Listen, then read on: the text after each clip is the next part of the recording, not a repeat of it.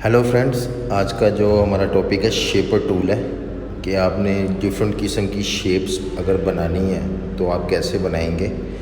और इसके लिए एक सिंपल सी चीज़ है कि आप अपने माउस से कुछ भी एक शेप बनाते हैं, अगर वो किसी शेप से मैच कर गया तो वो वैसा आपको वेक्टर बना के दिखा देगा। अभी फॉर एग्जांपल ये शेपर टूल मैंने सेलेक्ट किया, ये देखिए मैं पेंस एक किस्म का ये पेन ही होता है, तो मैं लाइन खींचता हूँ ये खुद ही टूल बना देता है। ये देखें इसने ओवल बना दिया, उसके बाद ये छोटा सा सर्कल बन गया है, ठीक है।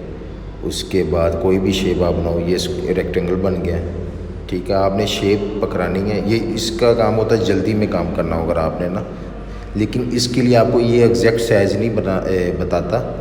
अगर आपको किसी चीज़ या सर्कल का एग्जैक्ट साइज़ चाहिए तो फिर आपको इस टूल का इस्तेमाल नहीं करना चाहिए।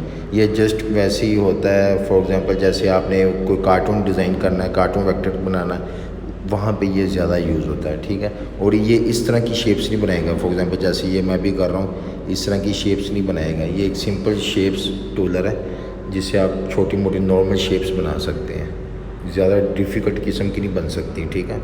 इसका इतना ही पर्पज़ है, ओके। अभी आपको नेक्स्ट बताते हैं पेंसिल टूल। पेंसिल टूल का मतलब आपने पेन से कुछ भी ड्रा करना है, कुछ भी लाइन खींचनी है।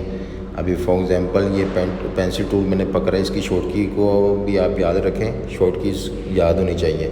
ये नॉर्मल एक यानी कि आप समझें ये पेंसिल ही है, कुछ भी लिखें इससे, लेकिन इससे माउस से आप एग्जैक्ट लिख नहीं सकते, ठीक है।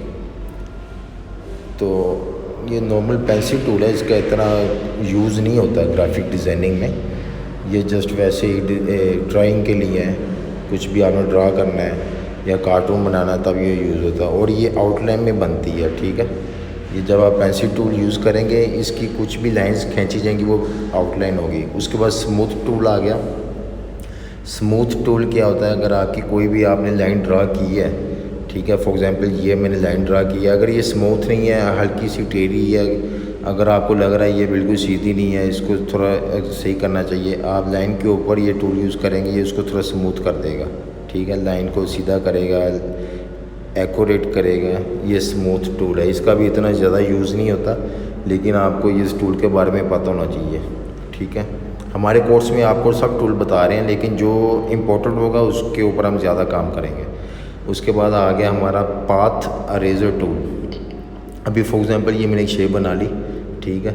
और ये पाथ अरेजर टूल को कैसे यूज़ करेंगे, ये इसको सेलेक्ट करो आप, ठीक है। इसकी शॉर्ट की कोई नहीं है। अच्छा, ये सीधा डिलीट नहीं करेगा, ये देखें मैं खींच रहा हूँ, ये डिलीट कुछ अरेज कर ही नहीं रहा, ठीक है। जैसे मर्जी करें ये काम नहीं करेगा, ये पाथ को ये अरेज करेगा। पाथ कैसे बनाना, अभी फॉर एग्जांपल ये मैं इसकी कॉपी की, इन दोनों को मैं डिवाइड कर दिया, ये ग्रुप है इस टाइम, ठीक है। अभी फॉर एग्जांपल इसकी महफिल को डिलीट कर देता हूँ, ठीक है। अब देखिए मुझे ये पाथ, अंदर के पाथ को डिलीट करना है, ये अंदर की किसी एक लाइन को डिलीट करना है, तो आपने पाथ अरेजर पकड़ के ये देखिए एक लाइन को क्लिक किया, उसने जो सेंटर से नीचे वाली लाइन थी उसको आपको डिलीट कर दिया। कुछ भी आप डिलीट कर सकते, किसी भी लाइन के ऊपर आप क्लिक करोगे ये उसको पाथ को डिलीट कर देगा। आप अपनी मर्ज़ी से किसी भी लाइन को या किसी भी पाथ को जो आपको लाइन नहीं चाहिए वो आप डिलीट कर सकते हैं, ठीक है। उसके बाद ये जॉइंट टूल है, इसका इतनी इंपॉर्टेंस नहीं, वो ना यूज़ होता है, या आप इसको ना ही ट्राई करें हो।